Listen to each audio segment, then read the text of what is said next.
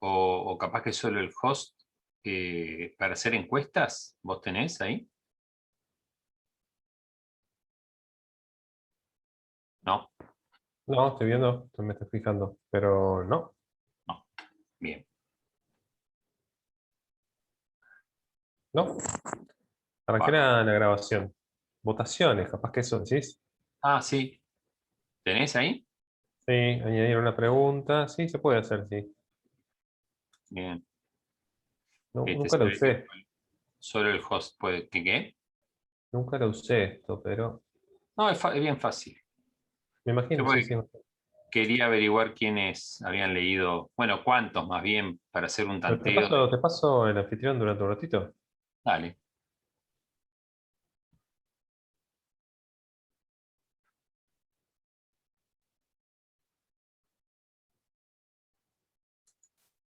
Ya sos. Sí, pero no, a mí no me parece dónde. Abajo, en los botones, lo que son las grafiquitas. Sí, ¿No? ¿No te pero pareció? no. Eh, qué raro. Acá no me está dejando hacer. Ah, acá. Acá, perdón.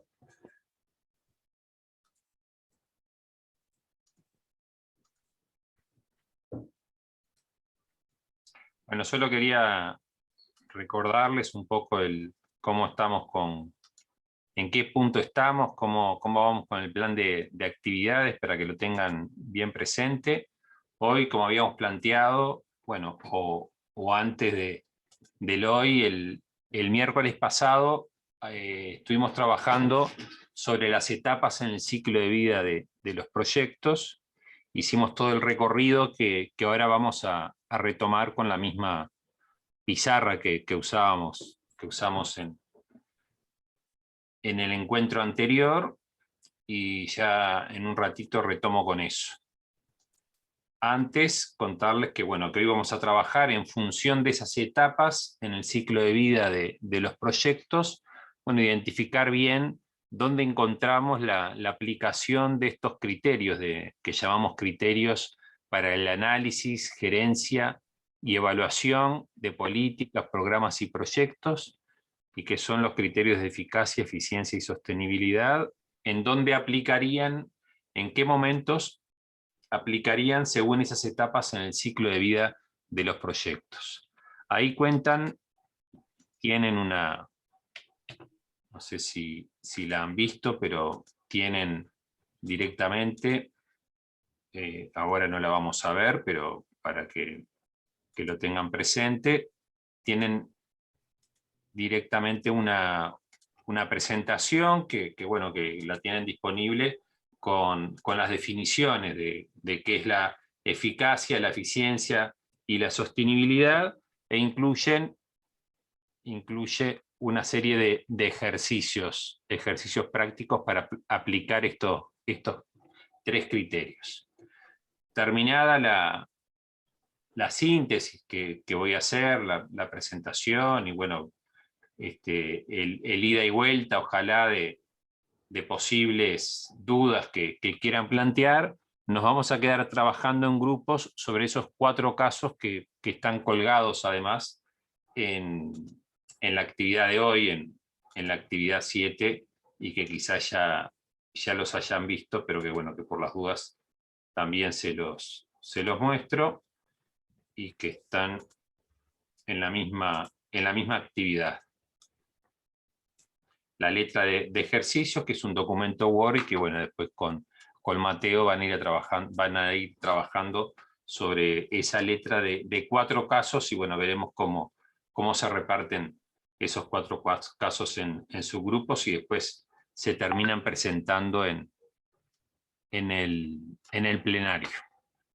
El miércoles próximo, el que sería el 8º encuentro, vamos a trabajar en la misma dirección sobre otro ejercicio que refiere al alcance de responsabilidad de la gerencia de un proyecto, el alcance de responsabilidad directa e indirecta, todo suponiendo también que han ido haciendo la lectura del manual 42, y momento en el que vamos a ir entonces trabajando sobre, o más bien recibiendo consultas sobre los contenidos del manual 42, para trabajar después el 19 de mayo, miércoles 19 de mayo, sobre el concepto de cadena de resultados, y finalmente el primer parcial el 26 de mayo.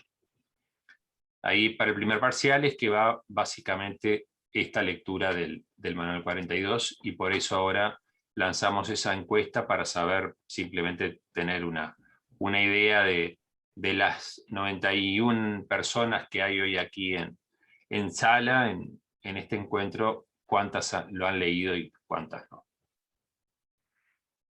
Profe, y si Sí, no lo terminaste de leer, si leíste unas páginas, ¿qué pone? no, una página no es suficiente. Por eso, Unas, dije. ah, Por eso pones que no, entonces, que no lo leíste. no. Sí, todo. Solo preguntamos si leyeron hasta la página 68, que es lo que necesitamos que terminen de leer. Sí, van 70, faltarían 24, 22 respuestas. Pero bueno, eso para tener una idea de cómo van, y en todo caso vamos a ir testeando miércoles a miércoles esta respuesta. Profe, Sí, Leticia. ¿va alguna lectura más para el parcial? No, esto ya lo Bien, respondo, muchas gracias, perdón. por favor. Entonces el 26 de mayo es eso, el primer parcial, y después, bueno, seguimos el 2 de junio, el 9, el 16, el 23, hasta el 30, que es la entrega del segundo parcial. En esos encuentros posteriores, bueno, vamos a ver que según el plan de clases, según el plan de actividades, en esos encuentros posteriores tenemos previsto trabajar sobre un caso práctico.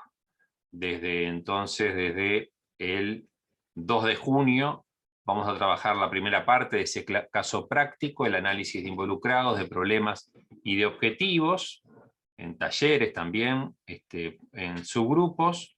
El 9 de junio vamos a trabajar en la matriz, en el diseño de la matriz, en una parte de la matriz. El 16, otra parte, y el 23 vamos a ver el tema que nos queda, que es evaluación de proyectos, para hacer el 30 entonces la entrega del segundo parcial. Después del primer parcial, entonces el 2, es que vamos a hacer este ejercicio práctico, esa seguidilla de aplicaciones prácticas para que ustedes puedan ir trabajando en su propio caso, en su propia situación, por lo cual vamos a dejar colgada ya la pauta para la entrega del segundo parcial a partir del 26 de mayo, fecha del primer parcial. Hasta ahí entonces lo que queríamos en principio recordar, y bueno, que tengan claro una vez más cuál es el seguimiento y el día a día que estamos haciendo llevando con respecto al plan de actividades. Para la actividad de hoy, entonces, recordar lo que estuvimos viendo el miércoles pasado. Recuerdan que trabajamos sobre este tema, fuimos planteando cuáles son las etapas en el ciclo de vida de los proyectos. Retomamos esta idea de la presencia de actores, de lo que llamamos fuerzas restrictivas, por un lado, que pueden aparecer en todo un proceso de intervención, y fuerzas impulsoras. Sí, Isabel.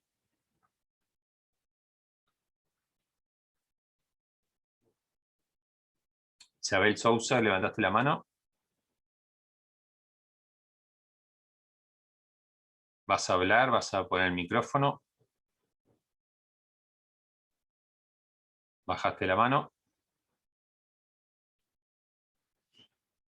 Y ahí seguíamos en la presentación con cada una de las etapas. Hablamos hicimos bastante referencia al punto de partida, la situación problemática, a la primera etapa, la etapa de identificación de problemas y búsqueda de soluciones, con cada una de las técnicas, el cuadro que dijimos que podíamos utilizar como análisis de involucrados, con los actores identificados, sus intereses, problemas percibidos, recursos y mandatos, el árbol de problemas, el análisis de problemas con el árbol de problemas, identificando el problema principal, sus causas y sus efectos, sus consecuencias. Bueno, decíamos las relaciones de causalidad y el conjunto de variables y relaciones entre las variables intervinientes en cualquier situación problemática.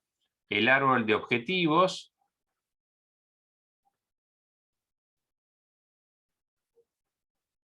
que decíamos contiene prácticamente dos etapas. Una primera que supone traducir cada problema en una solución, el negativo en el positivo, para poder encontrar después en una segunda etapa podríamos decir, de lluvia de ideas, de desarrollo de la creatividad, varias posibilidades de acción, de intervención en función de los medios que encontramos como más adecuados a partir de ese análisis de involucrados, por lo cual tenemos que trabajar en el análisis de alternativas. Momento en el cual aplicamos los criterios, lo que llamamos criterios para el análisis, gerencia y evaluación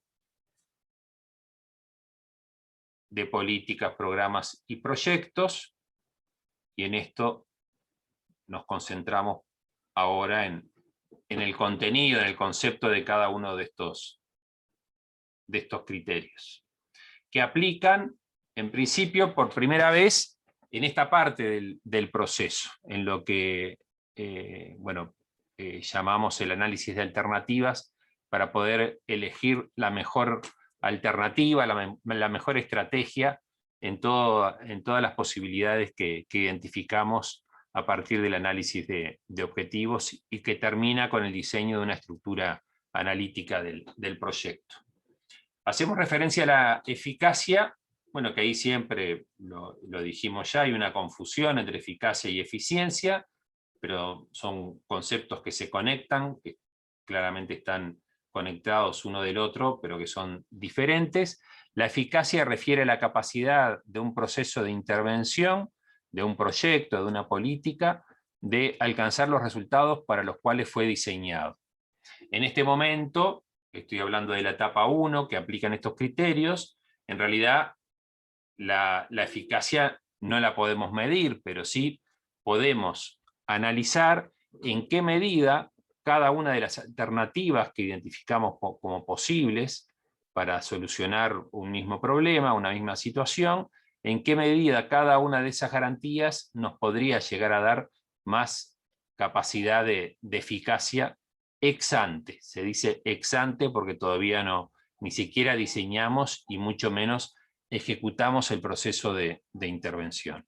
Entonces la eficacia en este caso, en la etapa 1, más allá del concepto que lo repito, que refiere a la capacidad de un proceso de intervención, una política, un proyecto, de alcanzar los resultados para los cuales fue diseñado.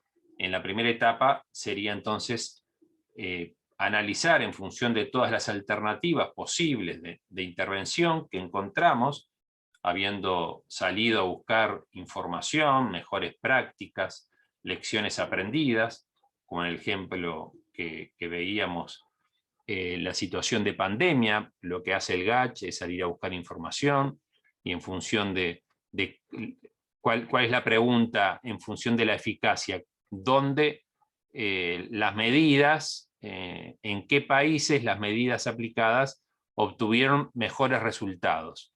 ¿Qué es decir mejores resultados? Bueno, día a día recibimos información acerca de los nuevos episodios, los nuevos casos de la enfermedad, que no sé, creo que están en el entorno de los 2.000, 3.000 casos, por ahí andan día a día mes de abril y ahora de mayo, el número de muertes, ¿no? Que están entre 50, 60, 70, día a día también, en este periodo de abril-mayo.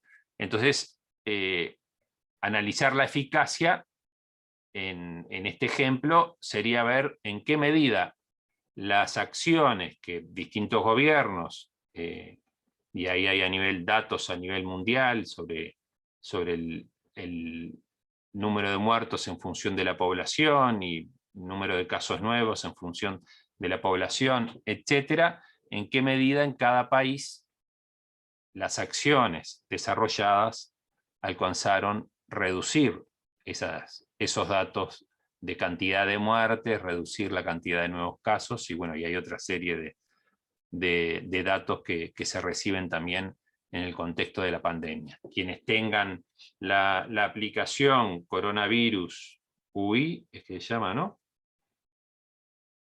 Van a poder ver la información y la serie de datos que aparecen diariamente a nivel país, ¿no? Pero si uno busca la información, se encuentra y aparecen los que están en el ranking en los primeros lugares. En algún momento estábamos en el primer lugar de menos cantidad de contagios y en nuestro momento actualmente pasamos a estar en el primer lugar de cantidad de muertos por día. Entonces ahí en la aplicación aparecen casos nuevos, casos en CTI, casos recuperados, casos fallecidos, test realizados, índice de Harvard, casos totales, casos activos, recuperados totales, fallecidos totales, porcentajes de test positivos, variación del índice, y bueno, eso refiere a una serie de indicadores que se utilizan para hacer el seguimiento de la pandemia. En ese sentido, entonces, podríamos analizar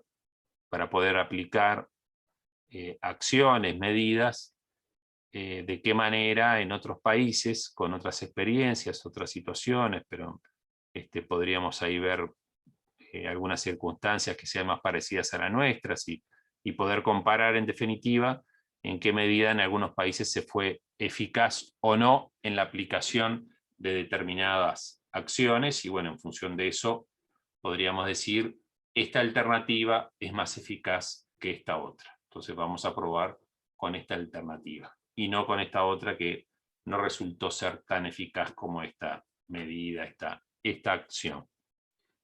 La eficiencia refiere a la capacidad de un proceso de intervención, de una política, de un proyecto, de alcanzar resultados, es la parte que coincide con la eficacia, pero al menor costo posible. Entonces, cuando hablamos de eficiencia, en realidad nos importa ver los recursos que se utilizaron y en qué medida esos recursos fueron capaces de alcanzar resultados. Entonces, una iniciativa, un proceso de intervención, una política, un proyecto, va a ser eficiente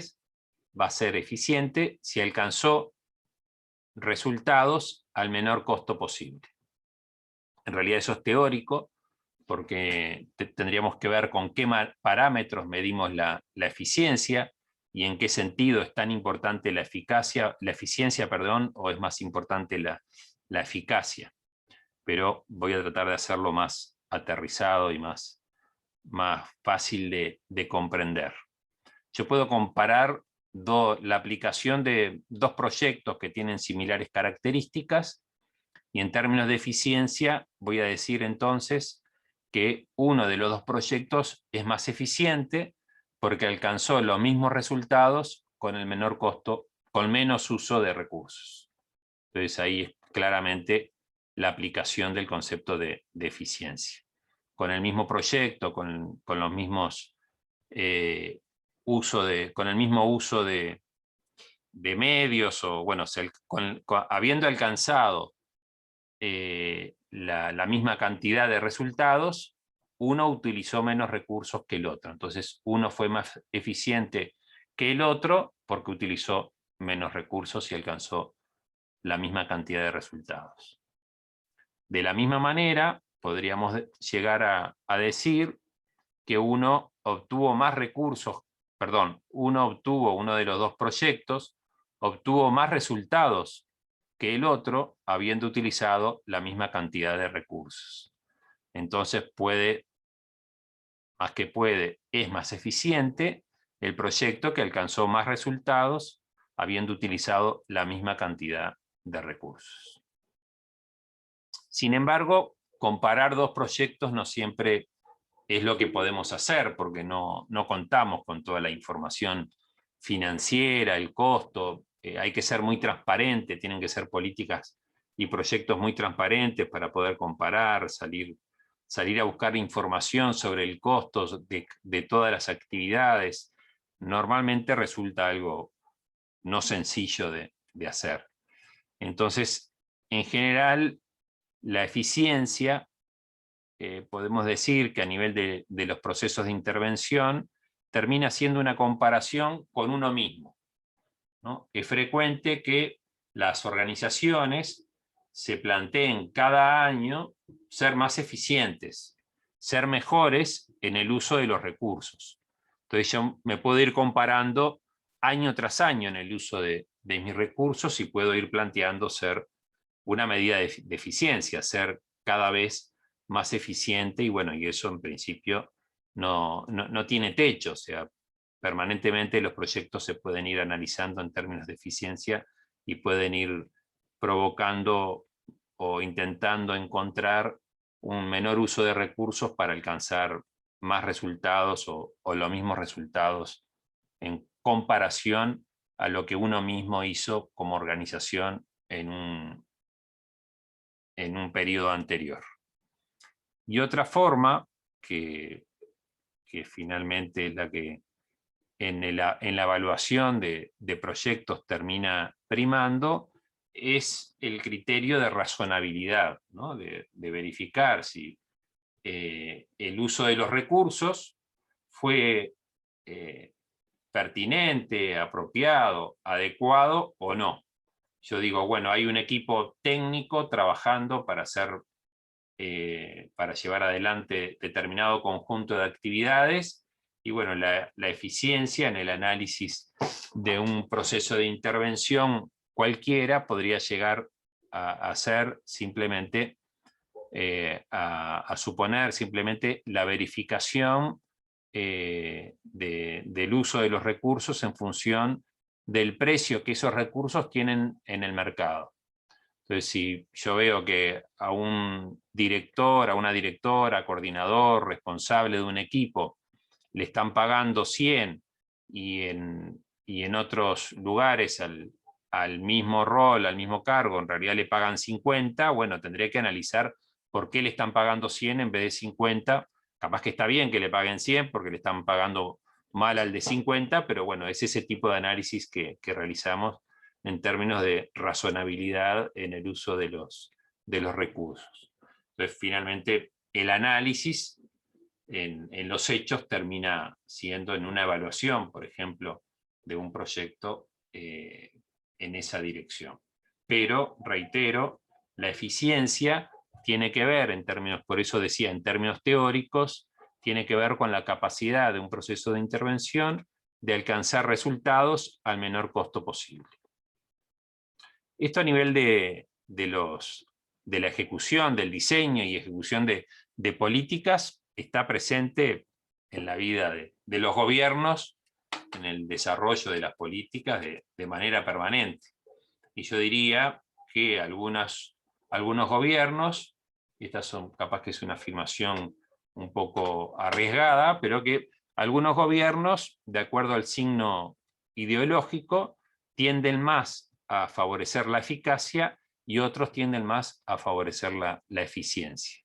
Algunos se centran más en alcanzar resultados, sin importar los costos, no es real, pero digo, poniendo más el énfasis en los resultados que en el uso de los recursos, y a otros les interesa más restringir el uso de recursos y hacer concentrarse en el uso de los recursos sin importar tanto los resultados. O sea, esto es cortar grueso en en materia de desarrollo de políticas, pero claramente se pueden llegar a diferenciar por lo menos dos extremos con estas características, ¿no? Así es que en algunos estados, en algunos gobiernos, en términos de los resultados de su actuación, pueden llegar a generar déficit fiscal porque se concentraron más en alcanzar los resultados de disminuir la pobreza, de aumentar la equidad, la igualdad, etc. Y otros gobiernos pueden que tengan mejores resultados en el déficit fiscal porque se concentraron más en hacer un uso, según ellos, correcto de los recursos y, sin embargo, no logran alcanzar resultados. El ideal es ser eficaces y eficientes, pero la eficacia no siempre, el alcanzar resultados, no siempre es posible sin hacer un uso determinado de los recursos, ¿no? Profe, igual es a criterio de cada gobierno en el sentido de a qué se refieren con el uso de los recursos, de ahorrar o de poner la plata donde ellos consideran, por el hecho de que se puede ajustar en determinados planes sociales, por ejemplo, y de repente en el mismo organismo, como pasa en el caso del Mides, hace poco se aumentaron sueldos de los directores y qué sé yo. Entonces es como que, en definitiva, la balanza termina siendo cero, porque recortaste en un lado, pero aumentaste del otro. O sea que no tiene mucho sentido. Sí. Sí, creo que la medida al final se echó para atrás, pero sí, yo estoy hablando genéricamente, no estoy, pero entiendo tu posición, que en realidad hay contradicciones, ¿no? en eso de cuidar el uso de los recursos. En realidad todos los gobiernos caen en contradicciones, pero lo que vos planteás es muy claro que se recorta. Por eso hablé de dos extremos, y en el medio hay de todo, ¿no? Y la gestión de gobierno está plagada de contradicciones, porque se plantean hacer muchas cosas, pero después resultan que se hacen otras, ¿no? Como el ejemplo que vos planteabas, que es un claro ejemplo de que se suben salarios, pero bueno, también hay, yo no quiero entrar en la crítica particular de determinados gobiernos, pero en ese caso había decían, ¿no? Tener un fundamento, pero en los hechos se terminaba gastando más, como vos decís, aunque también no conozco concretamente los números, pero se dan esas situaciones. Y por último, la sostenibilidad, y aplicándolo en esta etapa, porque después quiero ir al resto de las etapas, aplicándolo en este concepto de eficiencia en esta etapa, también en realidad a partir del análisis de alternativas, lo hago tratando de identificar de todas las alternativas posibles la que ex ante me está dando mayor garantía de eficiencia, ¿no? En general, todos, la calidad de la democracia como fin último, ¿no? Tiene que ver también con la calidad del gasto, ¿no? No es que unos que gasten más porque sí, está bien o está mal, no es el concepto. El tema es que dónde se entran, ¿no? Si en los resultados o en el uso de los recursos, si en la eficacia o en la eficiencia. Pero en definitiva, la eficiencia en esta etapa en la etapa 1 y después en el análisis de alternativas, aplica en el sentido de ver en qué medida esos resultados que quiero alcanzar ex ante, de nuevo, se podrían llegar a alcanzar con el menor costo posible. ¿Sí? Entonces, en ese sentido, sin haber ejecutado aún, es que aplica el concepto de eficiencia.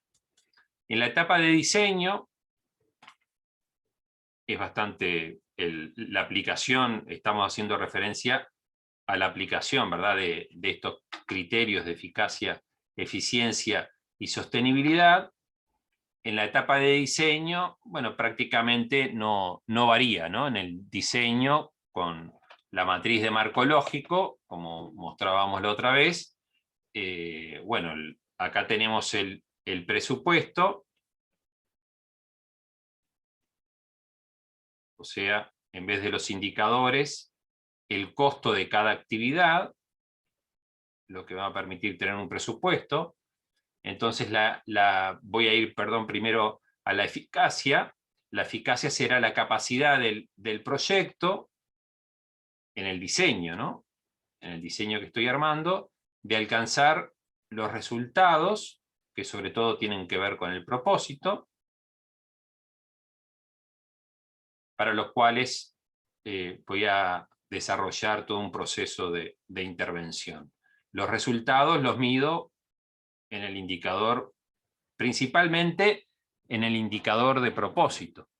Entonces, para poder en el diseño formular en términos de eficacia la capacidad del proyecto de alcanzar resultados, bueno, tendré que ver de qué manera puedo alcanzar esos resultados que me propuse alcanzar con los medios que tengo a disposición, ¿no? Ser eficaz en el diseño supone analizar si estos componentes que me propongo alcanzar me van a permitir o no alcanzar el propósito en la medida que tengo planteada a nivel del indicador de propósito. Entonces, si yo tengo un proyecto que se propone, como el ejemplo que veíamos la otra vez, que se propone como propósito estado nutricional de los niños mejorado, bueno, tendré que ver en qué medida ese estado nutricional mejorado, lo voy a poner en porcentajes, está bien un 30 o un 40%, porque eso va a depender de la capacidad que tenga en el plazo que tengo para ejecutar el proyecto, de alcanzar no lo mismo 30 que 40, y bueno, la meta que me voy a proponer va a estar en función de las capacidades que tenga de alcanzarlas. Porque si yo me propongo estado nutricional de los niños mejorado en un 30%, por decirlo de alguna manera brusca, y al final lo alcanzo en un 20%, no fui eficaz, o fui medianamente eficaz, porque en vez de 30 alcancé el 20, entonces tengo que definirlo en una medida que esté dentro de las posibilidades de alcanzar esa meta, porque ahí es que voy a medir después la eficacia una vez terminado el proyecto. Y la eficiencia se va a centrar en analizar el costo de las actividades que son necesarias desarrollar para entregar cada uno de los componentes. Entonces acá tendré que ver, ya lo había hecho en el análisis de alternativas, pero acá es otra oportunidad que tengo a nivel del diseño de analizar esa relación entre desarrollo de actividades que tienen un costo determinado y entrega de componentes. Y finalmente acá la sostenibilidad, como lo habíamos planteado la otra vez, tiene que ver con identificar en la etapa de diseño, a nivel de los supuestos, las condiciones que se deberían dar, y bueno, en el diseño tendré que identificar con claridad qué condiciones se deberían dar una vez finalizado el proyecto, en la etapa de diseño todavía, una vez finalizado el proyecto, para que sus resultados se mantengan duraderos en el tiempo. Lo que no había dicho la otra vez es que a veces es necesario incorporar algún componente que dé garantías de sostenibilidad. Por ejemplo, un programa orientado a disminuir la deserción escolar. Yo puedo entregar, entonces el propósito podría ser educación escolar mejorada, para ponerlo también en términos gráficos y gruesos. Educación escolar mejorada. Ese propósito lo obtengo a través de tres componentes.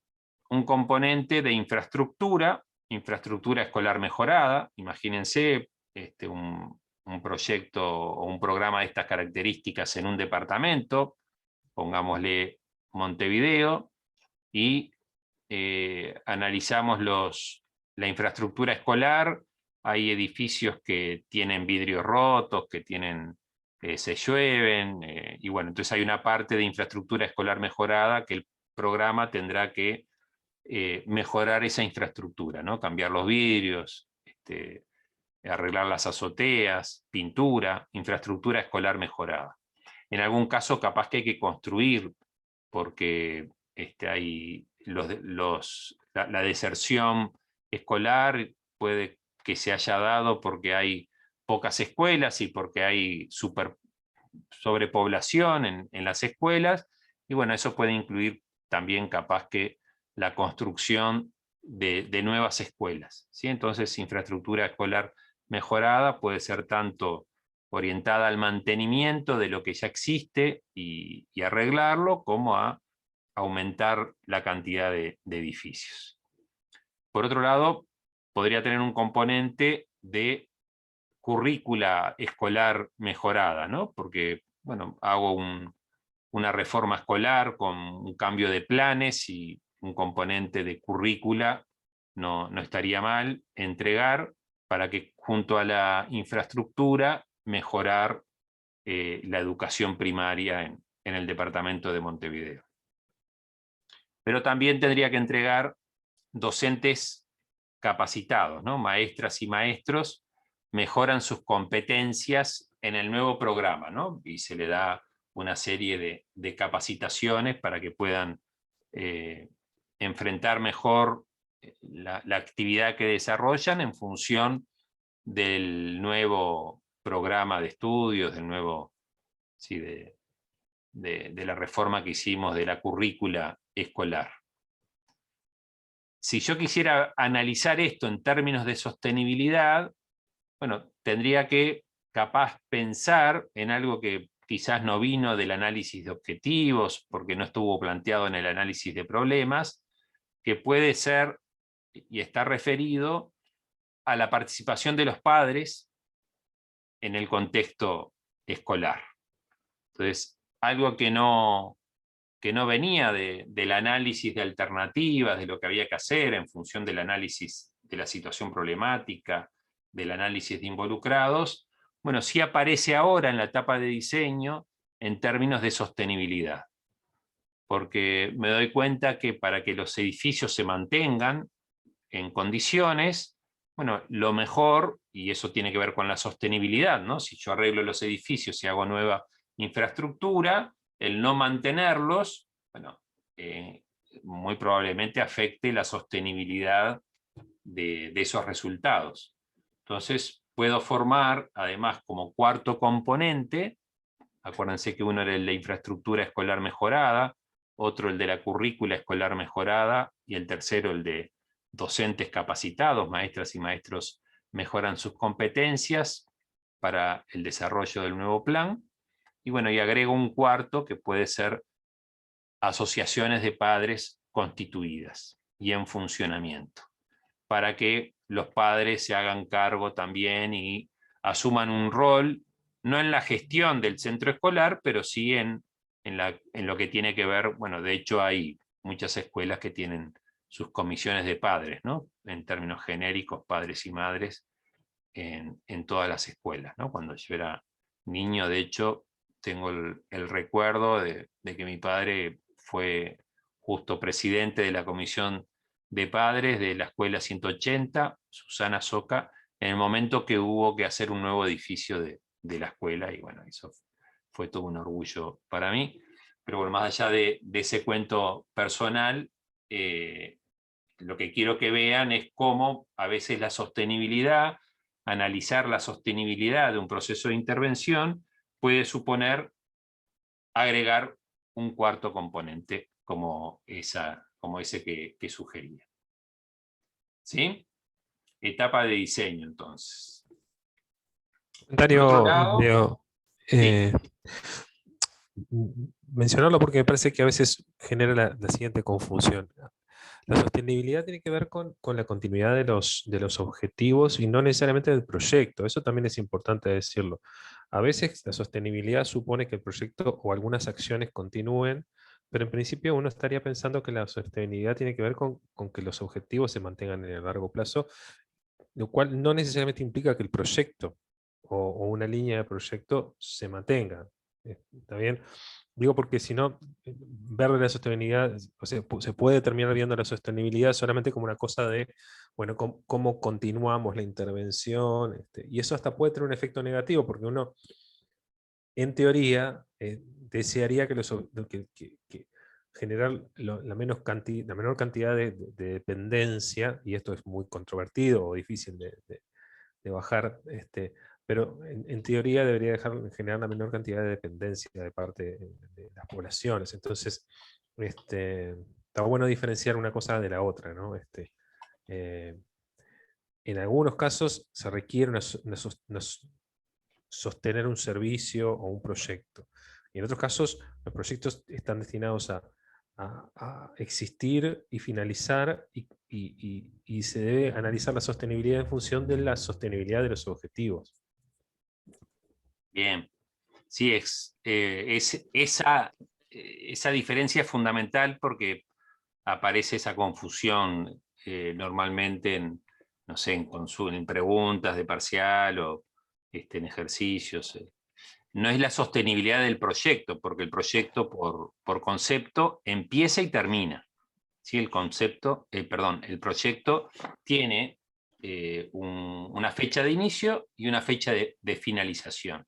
Lo que se sostiene a lo largo del tiempo, una vez que el proyecto termina, son los resultados. Mi proyecto orientado a disminuir la tasa de deserción escolar, lo que tengo que sostener en el tiempo es ese resultado de cuánto obtuve en términos de disminución de la tasa de deserción escolar. Si yo la disminuí, logré disminuirla con un proyecto en un 10%, bueno, no es sostenible un proyecto que vuelva al estado de situación anterior una vez que termina el proceso de intervención. Es sostenible un proyecto que mantiene ese resultado a lo largo del tiempo. Después pueden pasar otras situaciones, crisis, ¿no? Tuvimos crisis en el 2002, ahora hay una crisis en otro sentido, pero y esa crisis puede incidir en un proyecto que se inició en el 2003 para disminuir la tasa de deserción escolar, y entonces no es que tenga que mantenerla para toda la vida, porque bueno, hay que ver también los contextos, ¿no? Pero el concepto es ese que marcaba Mateo. Lo que se sostienen no son los proyectos, sino que los resultados que el proyecto obtuvo en el proceso de desarrollo.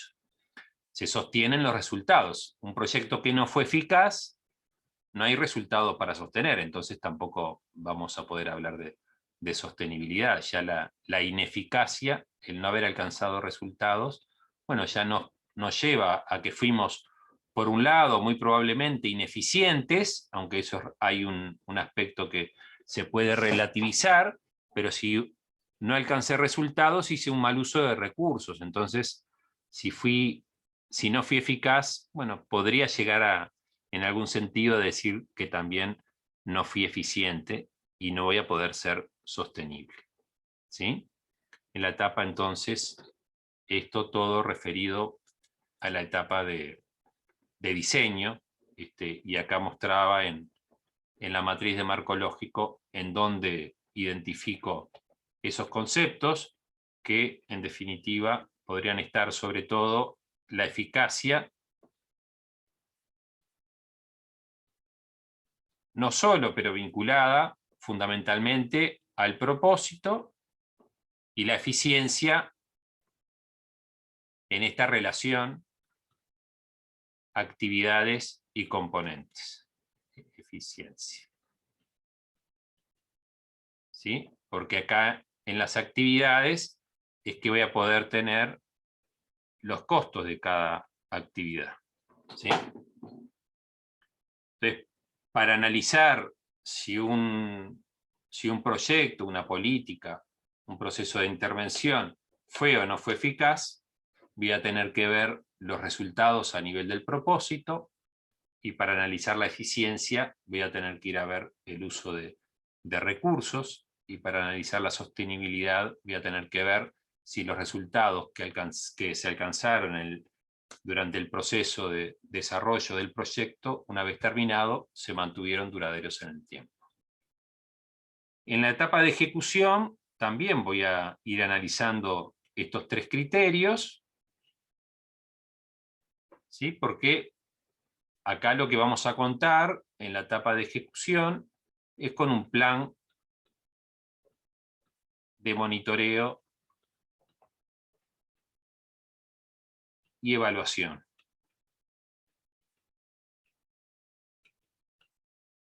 Evaluación, como decía la otra vez, no solo se da al final, como etapa final, sino que se da a lo largo de todo el proceso, de las etapas en el ciclo de vida de los proyectos.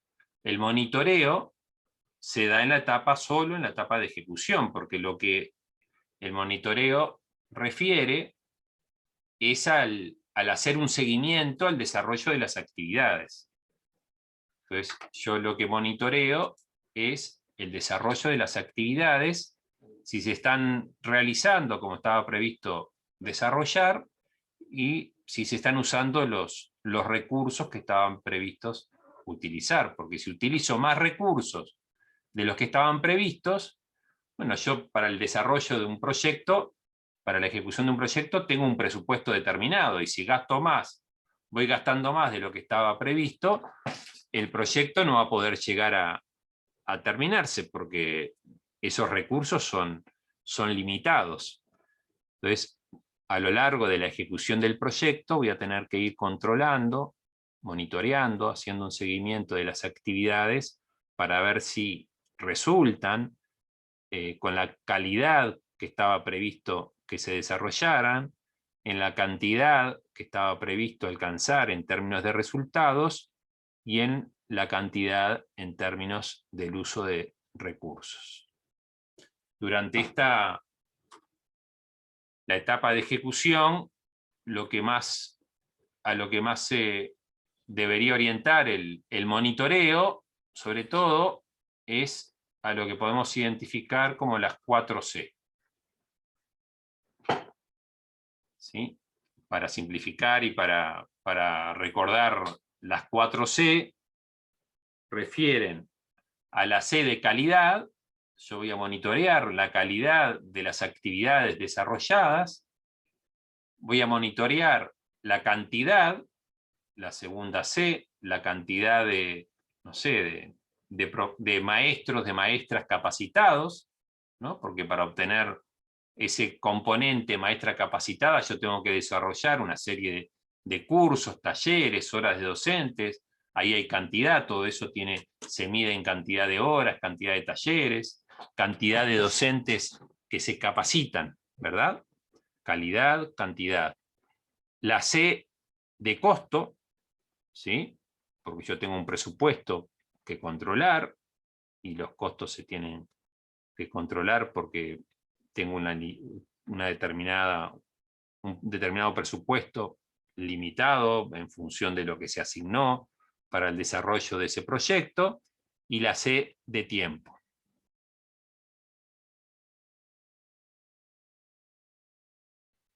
Porque ¿dónde se mide el tiempo? Sí, con un reloj, pero con el cronograma. En un proyecto es la C del cronos, ¿no? El cronograma sería la 4C. Acuérdense que los indicadores, yo tengo metas justamente de cantidad, calidad y tiempo.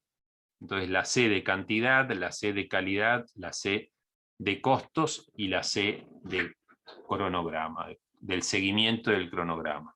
¿Sí?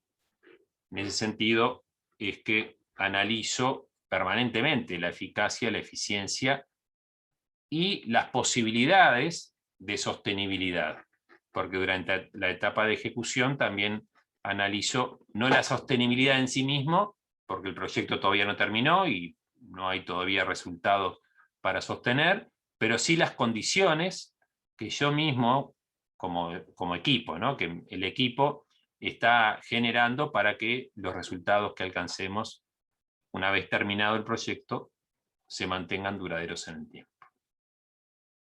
Y finalmente, en la cuarta etapa de la evaluación, como evaluación final, la otra vez decíamos como evaluación final, referimos sobre todo a la evaluación de resultados y evaluación de impacto. Son dos tipos diferentes de evaluación, que vamos a retomar en el último encuentro. Les decía que vamos a terminar con este tema al finalizar el semestre, pero bueno, imaginémonos que terminó todo el proceso de ejecución, el proyecto ya terminó, alcancé o no, pero bueno, desarrollé todas las actividades, pero tengo que ver si fui eficaz, eficiente y sostenible.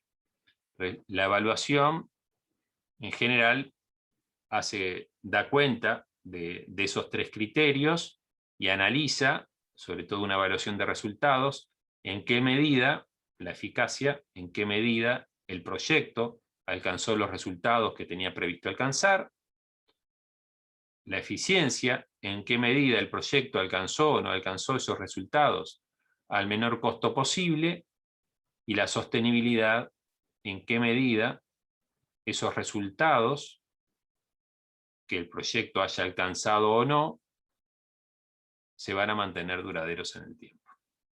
¿Sí? Entonces, ¿qué condiciones el proyecto generó o qué condiciones, una vez terminado la ejecución del proyecto, bueno, la organización, el organismo público, quien sea que lo haya ejecutado, bueno, qué condiciones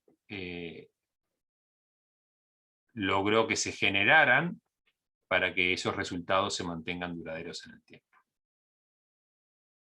¿Sí? Hasta acá entonces con la presentación de los contenidos.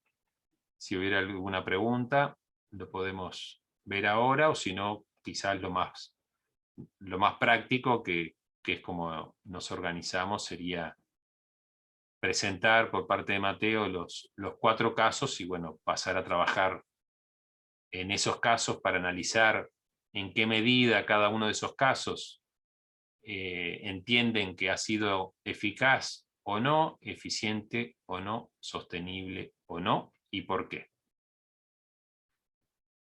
¿Sí? ¿Alguna consulta? ¿Algún comentario? Muy bien. Seguimos contigo, Mateo, entonces. Dale. Buenísimo. Vamos a los ejercicios porque muchas veces lo que sucede con estos conceptos es que cuando los explicamos parecen bastante simples en un punto, pero luego cuando vamos a hacer la aplicación de ellos no resulta tan claro y tan evidente. Entonces, ahí me dejó una pregunta ahí en el chat que dice si la sostenibilidad sería cómo puedo seguir aportando recursos en el proyecto a lo largo de este. Tiene que ver a veces con aportar recursos. Acá en Uruguay, capaz que ya lo conociste, Gray, hay un plan que se llama Plan Ceibal.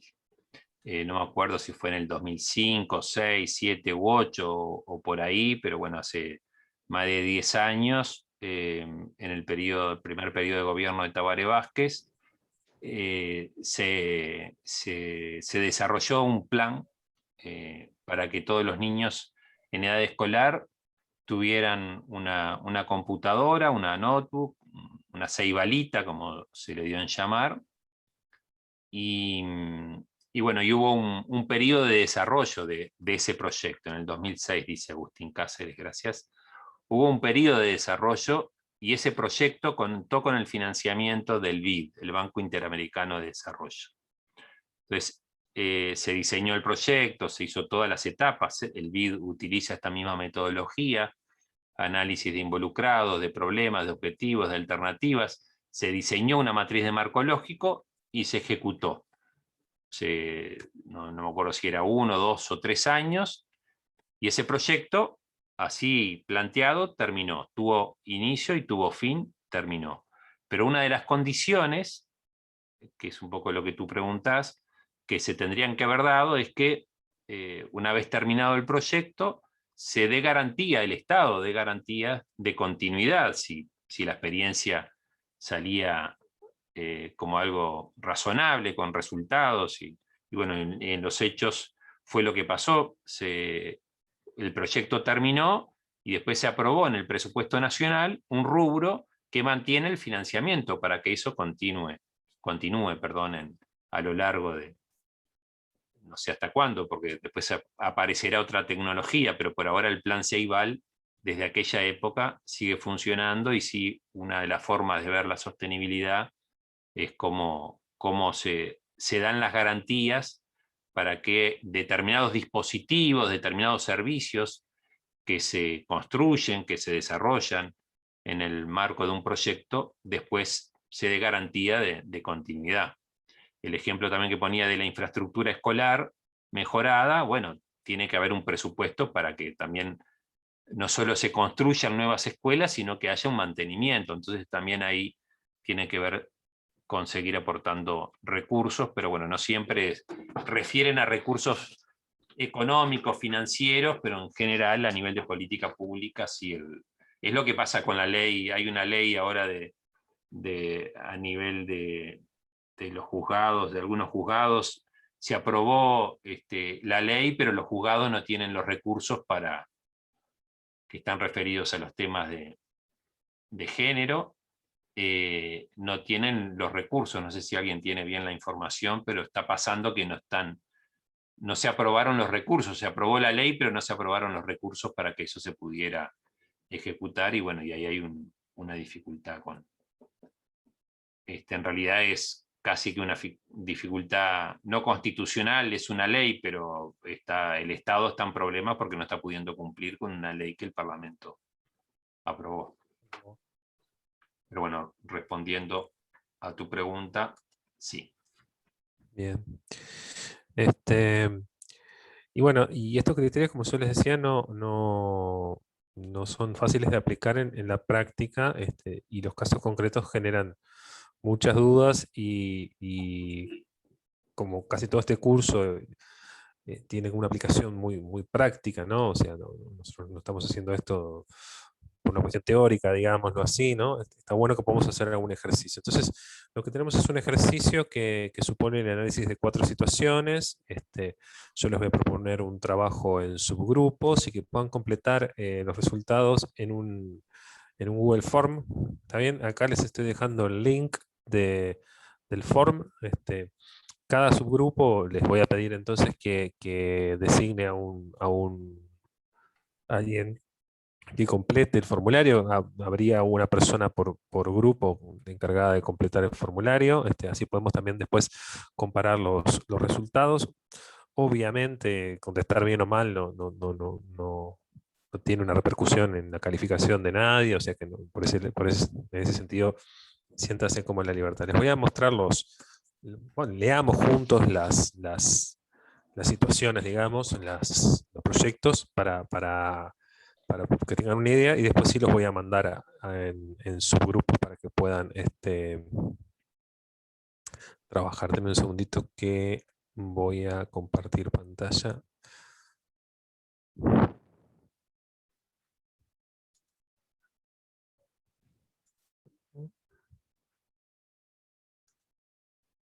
Muy bien. Acá. Cuando ustedes entren se van a encontrar con esto. Lo que les voy a pedir primero es que pongan los nombres de los integrantes del grupo. Por más, yo les digo, no tiene una calificación, pero sí está bueno que quede registrado que participaron en ese grupo. Acá ponen Juan Pérez. Y le dan siguiente. Y el ejercicio tiene un formato de múltiple opción, ¿no? Son 4 situaciones que vamos a leerlas, y tiene para los 4 casos las mismas 3 consultas que ustedes tienen que responder sí, no o parcialmente. ¿Ok? El caso 1, a ver, las letras son cortitas en la mayor parte de los casos y pueden generar dudas en términos de cosas que la información que no esté. A ver, es un ejercicio, así que no se preocupen Si hay algo que no lo diga en la letra, supongan lo más razonable en ese caso. Digo porque alguien diga, bueno, está el programa de vivienda, exactamente, ¿qué hizo? Eso no lo van a encontrar. Dice, caso 1, un programa de vivienda se concibió para atender a los sectores más pobres de la población, pero al final las unidades familiares terminaron siendo vendidas a sectores de ingresos medios. Y las preguntas son, ¿fue eficaz? ¿Fue eficiente? Y si es sostenible. ¿Sí? En el caso 2, una planta de semillas mejoradas... Profe, Sí, diga. disculpa, se escucha con interrupción, tipo por el micrófono. A ver ahora sí. Gracias. Capaz que sí mejor. ¿Me Sí, sí, escuchan bien ahí? perfecto, muchas gracias. No, no pasa nada, no pasa nada. Debe ser este micrófono que no es muy bueno. Pero bueno, ustedes lo están viendo, ¿no? Un programa de vivienda, leerlo de vuelta me parece que no tiene mucho sentido. Luego, una planta de semillas mejoradas consiguió producirlas en cantidad suficiente y a bajo costo, pero la productividad de la zona rural no aumentó en los niveles esperados. Obviamente es un proyecto que tenía la expectativa de que la productividad aumentara, y para eso tenía que mejorar la cantidad de semillas. El tercer caso de un proyecto es, el acueducto municipal se encuentra operando desde hace un par de años, el agua es de buena calidad y el coeficiente de cobertura domiciliaria es el más alto dentro del conjunto de municipios de su misma categoría. Asimismo, el consumo per cápita es el más elevado, las tasas de morbilidad gastrointestinal han disminuido notoriamente en los últimos meses. El proyecto no contempló la instalación de medidores de agua domiciliarios, hidrómetros, se cobra una tarifa por predio conectada y el alcalde ha encontrado fuertes reacciones para mover las tarifas en proporción a los costos. ¿Sí? Eso significa que, hablando más sencillo, es como no tienen un medidor de agua, se cobra una tarifa igual para todo el mundo que esté conectado, sea que consuma mucha agua o consuma muy poca agua. Y eso hace que el proyecto, para poder sostenerse, debería probablemente aumentar las tarifas, ¿sí? Porque no hay una posibilidad de discriminar entre los usuarios del agua. Lo digo porque capaz que no quedaba tan claro en la letra. Caso 4. Desde hace tiempo viene operando el programa de erradicación de la viruela en la región, el cual periódicamente vacuna a todos los niños de la zona. El director regional del programa muestra con orgullo sus indicadores de rendimiento: el menor costo por atendido y el mayor número de niños vacunados por funcionario. No obstante, desde hace 10 años no se ha reportado un solo caso de viruela en la zona. ¿Okay? Una vez que terminan, yo lo que les pido es una pequeña justificación. Es eficaz porque es eficiente porque vieron que después de completar el múltiple opción tienen un espacio para justificar la respuesta. ¿Ah? Discutan un ratito en el subgrupo. Vamos a hacer ¿cuántos somos ahora? Somos 68 personas, vamos a hacer 10 subgrupos para que puedan discutir entre 6 o 7 personas. Y ya saben cómo es esto de los subgrupos, yo los voy a mandar a los subgrupos, ustedes tienen que darle a aceptar. ¿No me están escuchando nada todavía? Digo porque acá veo un par Profe, se escucha. Sí, se escucha, profe. Ok. Perfecto. Cópiense el link del chat porque creo que cuando van a sus grupos no van a poder ver más el chat. Por lo menos uno del subgrupo lo tiene que tener copiado. Y bueno, nos voy a mandar a 10 subgrupos. Trabajamos 15 minutos, no mucho más, son 4 casos bastante sencillos. Y después nos juntamos en plenario y conversamos. ¿Les parece? Recuerden que tienen que darle a aceptar cuando vayan a los subgrupos, ¿sí? Va a decir si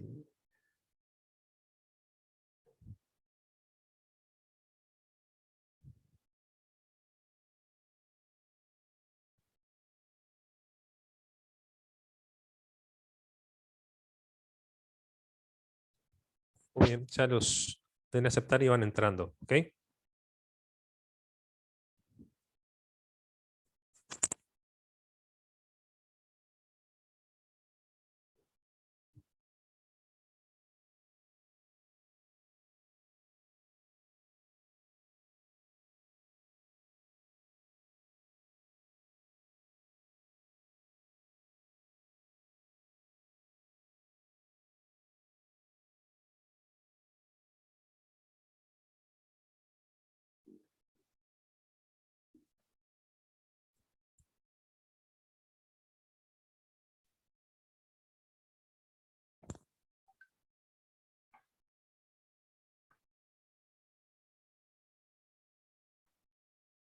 ¿Planteaste el tiempo? 15 minutos, te dije. 15 minutos, dije. Después. Parate la grabación para que no quede. Tienes razón.